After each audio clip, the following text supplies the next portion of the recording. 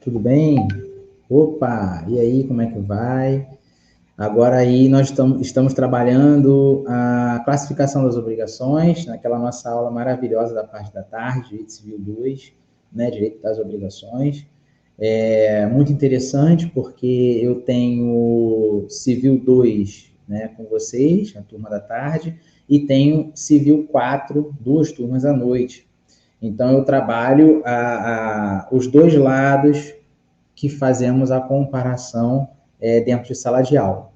À noite, como eu faço a comparação de direitos obrigacionais com direitos reais, na parte da tarde eu faço a mesma coisa, mas eu vou entrando na matéria e discutindo bem a fundo o nosso objetivo, tá? O nosso objeto principal aqui no caso de Civil 2, que é direito obrigacional. Então, eu peço a vocês aí que não estão inscritos no canal, por gentileza, se inscrevam para poder me ajudar a levar esse conhecimento para as pessoas que estão estudando para concurso, principalmente aí na OAB, né, como eu sempre falo nos vídeos, a importância de vocês se inscreverem, compartilharem, curtirem, comentarem, dar um movimento nos vídeos, para eu poder atingir uma certa quantidade de inscritos e conseguir, nas vésperas da prova da OAB, fazer um aulão ao vivo, né? E resolver questões para ajudar as pessoas que estão estudando. Tenho alunos aqui que já estudaram comigo há muito tempo, que estão fazendo prova da OAB, tem os alunos também novos que estão chegando agora, mas estão sempre acompanhando, mandando mensagem também no WhatsApp. Tá bom? Então, não me deixem na mão, por favor. Continuando o que nós falamos na sala de aula, essa apresentação eu tinha encaminhado para vocês aí como rascunho. Nesse momento eu estou gravando aqui um podcast, espero que dê certo para poder disparar no nosso grupo. Finalizamos, né, a aula 2 falando sobre obrigação próprio terreno. O que é interessante, que vocês não podem esquecer, por favor. Obrigação próprio terreno, ela é uma obrigação decorrente do direito real, mas nós trazemos ela aqui para o direito obrigacional para fazer uma comparação e saber que o direito real também tem obrigações, tá? E o direito real é outra matéria, Civil 4, mas eu trago como forma de comparação para vocês entenderem, tá bom? Então, vamos voltar aqui na nossa matéria, eu vou dar uma passada sobre essa apresentação foi o que a gente falou na aula passada. Obrigação principal. Só para lembrar, antes de eu entrar aqui, eu estou preparando o material da próxima aula. Eu espero conseguir terminar na terça-feira para poder mandar para vocês com antecedência, tá bom? Não me culpem, por favor, porque a correria está muito grande. Mas eu espero conseguir mandar antes da aula, para vocês terem aí, chegar lá e acompanhar, tá? Então, vamos lá. Classificação das obrigações. Obrigação principal, ela consiste em uma prestação de dar, fazer ou não fazer. A gente colocou aquele boneco lá na sala de aula, que eu falei que adoro trabalhar com boneco, porque a gente consegue idealizar uma relação. É muito difícil, eu sempre falo isso para mim como professor, falar para vocês, ó, obrigação principal, obrigação acessória, e obrigação simples, obrigação composta, e dá conceito, mas como é que nós vamos materializar isso, né? Nós estamos materializando aqui. Na sala de aula a gente faz desenho, eu boto os bonecos. Então, eu tenho uma ação principal, que é aquela imagem do boneco, que é o credor e o devedor, tudo decorre de um contrato. Eu tenho um contrato que vai gerar obrigação entre as partes, que vai gerar o vínculo jurídico, que vai gerar uma obrigação principal e que pode gerar também uma obrigação acessória, que pode gerar uma relação de obrigação simples, que também pode gerar uma obrigação composta. Então, o que é importante vocês saberem é que quando gera uma obrigação principal, ela pode ser uma prestação. E essa prestação pode ser dar, fazer ou não fazer, que é advinda do acordo celebrado entre as partes. E nós sabemos também que a obrigação de dar e obrigação de fazer são obrigações positivas, e a obrigação de não fazer é uma obrigação negativa. Deveres anexos ou colaterais advêm da boa-fé objetiva, não derivam como a obrigação principal da autonomia da vontade. Então, se a gente tem um contato, eu com você, que está vendo esse vídeo agora, e nós temos uma proposta, um para o outro, e nós fazemos um contrato, e nós assinamos um contrato, nós geramos uma obrigação, e dessa obrigação nós identificamos o credor e o devedor. Então, existe uma prestação. tá? Então, nós temos uma obrigação, nós temos um objeto principal e nós temos que resolver essa questão para atingir o objeto principal. Os deveres anexos e os colaterais já não partem daí, não derivam como uma obrigação principal da autonomia da vontade, mas sim de uma lei impositiva. Nós estamos falando de lei agora, como, por exemplo, o Código Civil. Dizem respeito aos deveres morais, éticos, que foram positivados pelo Código Civil de 2002. Geralmente se fala Códex, tá? Eu tirei esse texto de uma fonte que falou Códex, mas o Códex interprete que é a mesma coisa que código, tá bom? E por isso devem ser observadas durante toda a celebração de um cumprimento de negócio jurídico. Nesse sentido, entende também a jurisprudência dos nossos tribunais, os quais têm proferido decisões prezando pela aplicação da boa-fé objetiva. Então, considera-se como deveres anexos e colaterais as jurisprudências, que são elementares para tratar de determinados assuntos, que já julgam aqueles assuntos de diversas maneiras. Então, quando se tem um alinhamento sobre aquele tipo de decisão, aquele tipo de mérito, aí nós temos uma jurisprudência baseada na boa-fé objetiva, e isso quer dizer que são deveres anexos ou colaterais.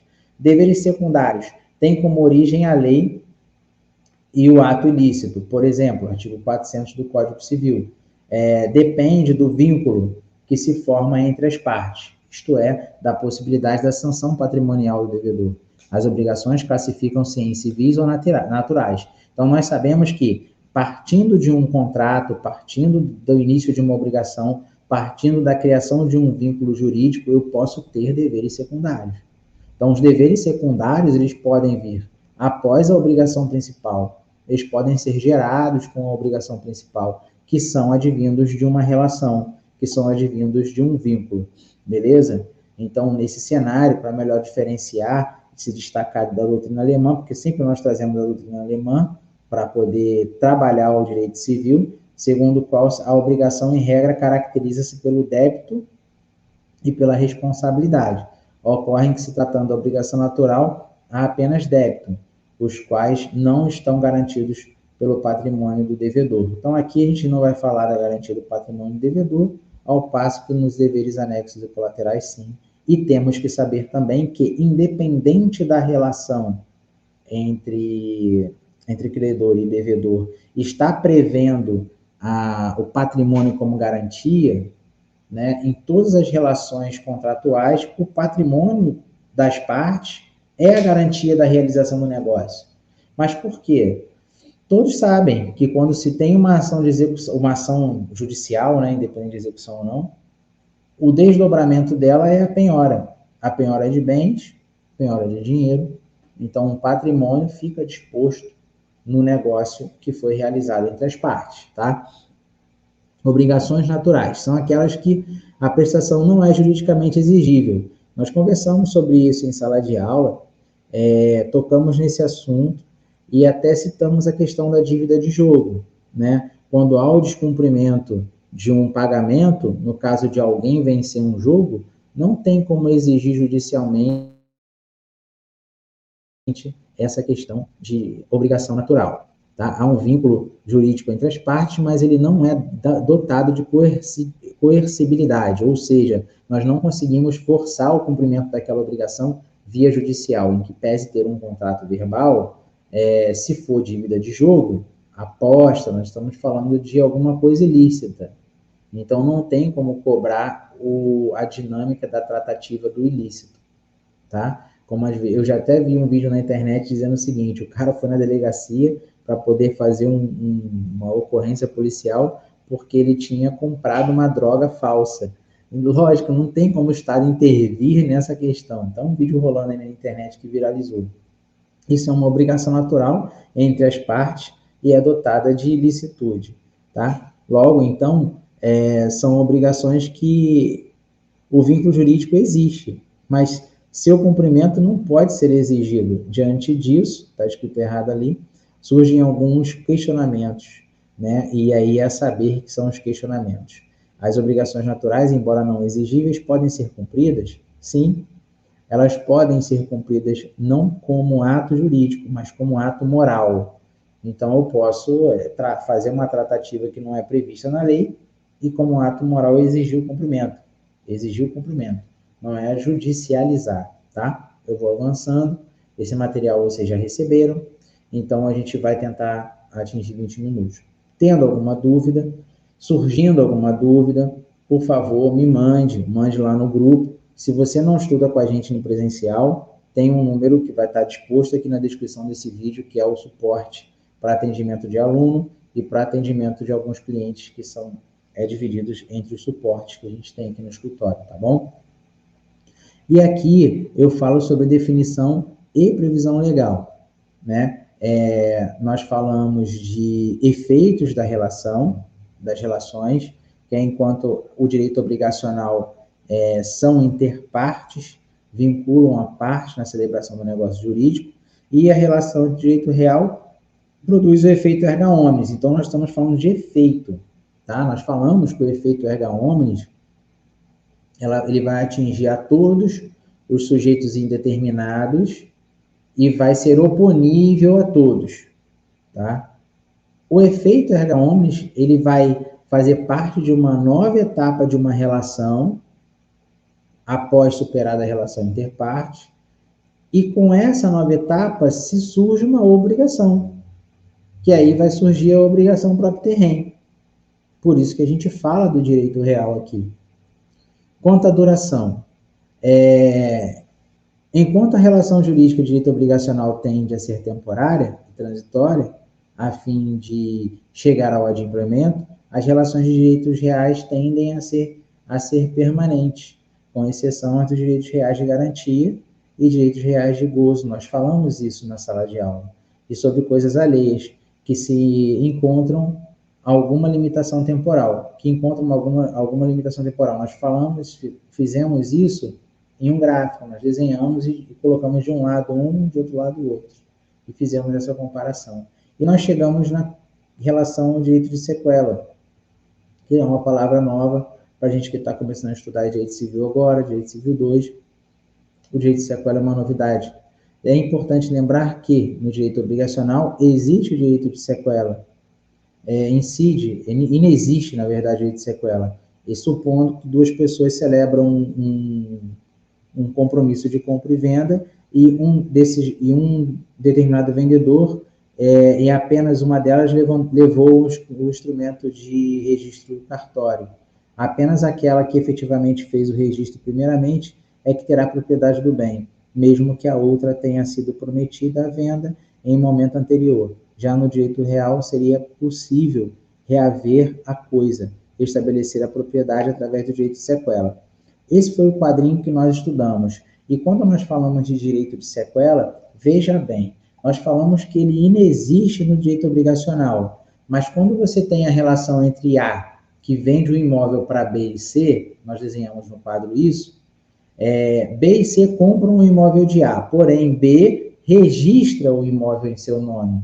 Então, a partir do momento que ele registra o imóvel em seu nome, deixa de haver a relação horizontal, porque presume-se que quando registrou, presume-se não, né? De fato registrou, então a relação obrigacional se extinguiu, porque houve a quitação. Acabou. Então, por essa razão, não entra o direito de sequela aí. Ele vai entrar após o registro de B, onde C vai buscar o seu direito de sequela para reaver os seus direitos em cima de B. Porque naquela relação contratual que foi horizontal entre as partes, que C deveria ser proprietário também após a materialização desse negócio, não foi em razão de B ter atravessado o registro e ter registrado sozinho. Então, por isso que na relação de direito obrigacional inexiste, não há direito de sequela. Já na relação de direito real, existe sim o direito de sequela, tá certo? Ele decorreu da relação obrigacional. E aí sim, o direito de sequela surge quando há o direito real. Beleza? Vamos caminhar? Vocês estão comigo nessa aqui? Estão acompanhando? Vamos no foco, por favor? Então, beleza. Esse compromisso de entrega, nós não falamos aqui de restituir posse direta, nós vamos agora falar um pouquinho da parte da matéria que eu acho que nós não comentamos em sala, mas nós vamos voltar na próxima aula um pouquinho sobre essa aula 3, e aí depois vamos pegar gás para poder ir para a aula 4, né? Sempre eu gosto de fazer isso porque a gente refresca a nossa memória e a gente não esquece do assunto. Então, citando como um detalhe importante, a obrigação de restituir, não há a transmissão do direito de propriedade, mas sim a devolução da posse direta obtida a partir do contrato ou direito real sobre coisa alheia. Então, o compromisso de entrega se divide em dar coisa certa, tá? Dar coisa certa, ou obrigação específica. A prestação estará definida pelo gênero, quantidade e qualidade da coisa a ser entregue. Então, quando você fala de coisa certa, você fala de gênero, quantidade, qualidade da coisa a ser entregue. Gênero, quantidade e qualidade. Gênero, qualidade e quantidade. Ou quantidade e qualidade. Aí você define a ordem que você quer gravar. Tá? Quando você fala desses 3 atributos, você está falando de dar coisa certa. Aqui, dar coisa incerta. Falta o atributo da qualidade do objeto designado para a prestação. A prestação será definida apenas pelo gênero e pela quantidade, mas falta identificar a qualidade. A coisa incerta é indeterminada, mas determinável.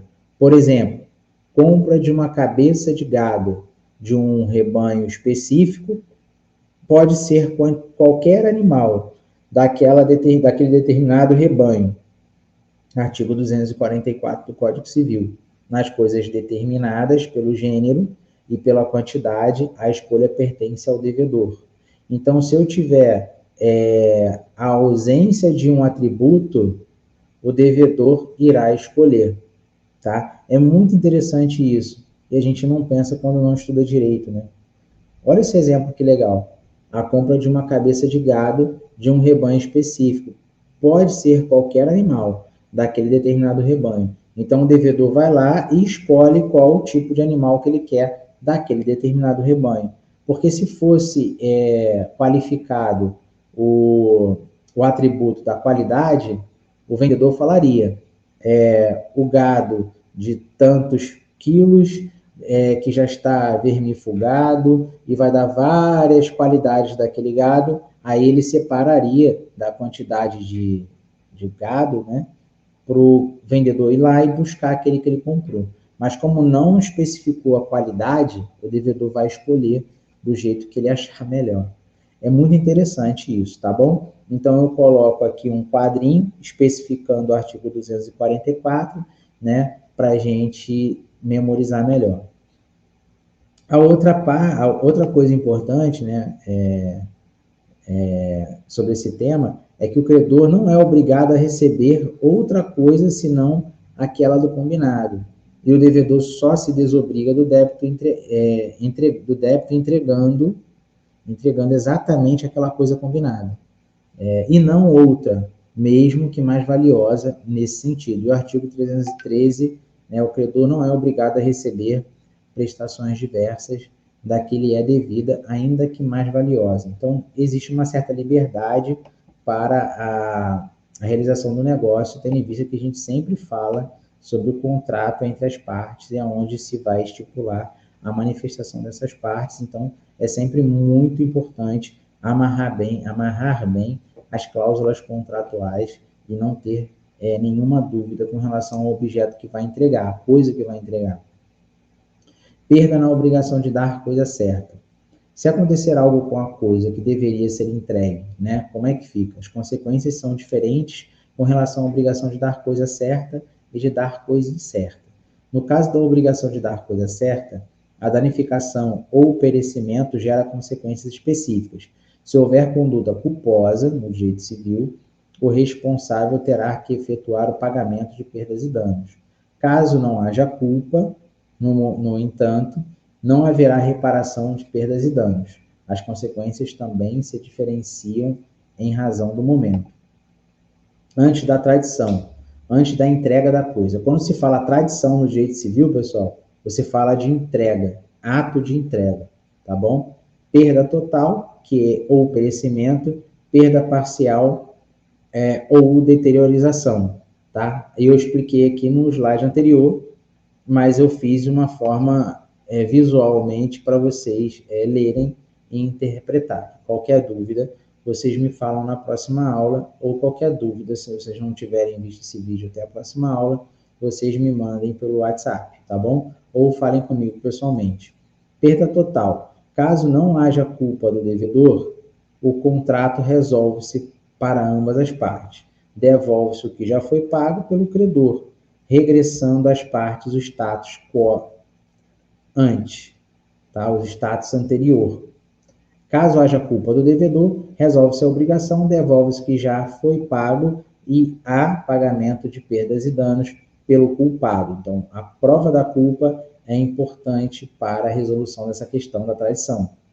Perda parcial, que é a deteriorização, caso não haja culpa do devedor, o credor terá o direito potestativo de escolher se fica com o bem abatido o preço, o valor que perdeu, ou se resolve a obrigação. Caso haja culpa do devedor, o mesmo direito potestativo acrescido em qualquer escolha das devidas perdas e danos. O que isso tudo quer dizer? Tá? Numa perda total, pode-se haver alguma negociação e não há problema com relação a isso, inclusive na perda parcial, desde que seja descontada a desvalorização daquela coisa que seria entregue, tá? Aí aqui nós damos o exemplo, imaginamos que o cachorro de raça seja vendido por um descuido do vendedor e morre de fome, perda total ou perecimento. E um outro exemplo, por descuido do vendedor, o cachorro pegasse uma doença e ficasse cego, perda parcial ou deteriorização. Em ambos os casos, como houve responsabilidade, a indenização equivalente aos prejuízos sofridos pelo credor, que podem ser de ordem patrimonial ou moral. Se não houvesse responsabilidade do devedor, ele estaria obrigado apenas a restituir ao credor o valor pago, voltando ao estado anterior, que é o estado a quo. No caso de perda parcial, deteriorização, há uma outra opção, que seria entregar a coisa deteriorada com abatimento proporcional no preço. Quem faz a escolha é o credor, tá? E aqui a gente coloca um quadro para debater, que nós não debatemos na aula anterior, que nós iremos debater na próxima aula, sobre perecimento com culpa e sem culpa, deteriorização com culpa e sem culpa, tá? Aqui eu destaco os artigos importantes, que são artigos 234, 35 e 36, que nós vamos ler na próxima aula, que vai ser o nosso assunto para poder engatar na aula 4. Tá? Depois da tradição, depois da entrega da coisa, se já houve a tradição, a coisa perece para o dono, ou seja, para o atual proprietário. São exceções ao res perite dominio. Falando de res, que é em latim, nós entendemos res como coisa, tá? Por um princípio geral de garantia concedido ao adquirente, vícios ocultos, também chamados de redibitório. Então, nós vamos entrar mais aí sobre essa questão na próxima aula, sobre o vício oculto e o vício redibitório. A gente pode fazer uma comparação depois, e aí nós vamos falar também sobre esses artigos 441 e 447, tá? Que são vícios. Esses vícios, principalmente, nós conseguimos encontrar de uma forma mais popular, de uma forma mais identificada para a gente, no nosso dia a dia, é numa compra de um carro. Geralmente, quando você compra um carro, como você não é mecânico, não é especialista no assunto, você pode comprar um carro com vício. E esse vício você dirige durante 3 semanas e o motor dá problema. Ou seja, ele não foi tratado, não foi cuidado, não foi preparado para a venda. E isso você encontra também no Código de Defesa do Consumidor, que é a Lei 8.078 de 90. Tá? Os vícios jurídicos, continuando a ler ali, os vícios jurídicos também reconhecidos como evicção. Ou seja, se depois da entrega do bem, este vem a perecer ou danificar, isto é, responsabilidade do credor. Contudo, ele está protegido pelo princípio acima citado, caso o bem já tenha sido entregue com alguns problemas que levou àquela situação de perecimento. os conhecidos vícios. Aí eu destaco aqui o 441 e 447, para a gente poder ler em sala de aula e explicar com mais facilidade. Perda na obrigação de dar coisa incerta. As consequências específicas aplicadas à perda da coisa certa só se aplica à coisa incerta se a perda ocorrer com todos os elementos do conjunto. Então, se você tem um conjunto, você tem a perda total, aí você tem a aplicação dos requisitos tanto da obrigação de dar coisa certa e da coisa incerta, tá certo? Então, pessoal, eu vou parar na perda na obrigação de dar coisa incerta para continuar na próxima aula, né, que não vai ter sentido eu seguir aqui, porque eu já entrei nas questões de evicção, vício rebiditório e vício oculto. Essa questão de evicção, vício rebiditório e vício oculto, eu quero trabalhar junto com o Código de Defesa do Consumidor, para ficar mais palpável para a gente entender, tá bom? Então, encerrando uma primeira parte da questão das obrigações, já não vamos falar mais de direitos reais nesse momento, já vamos entrar nas responsabilidades e vamos começar a ler os artigos do Código Civil também. Eu espero que na próxima aula vocês estejam comigo e levem o código, tá? Então, agradeço aí a todos vocês. Paramos aqui na questão do perecimento, deteriorização e vícios rebiditórios, vícios ocultos e evicção, para na próxima aula prosseguir, tá certo? Obrigado a todos, agradeço aí a atenção e até a próxima.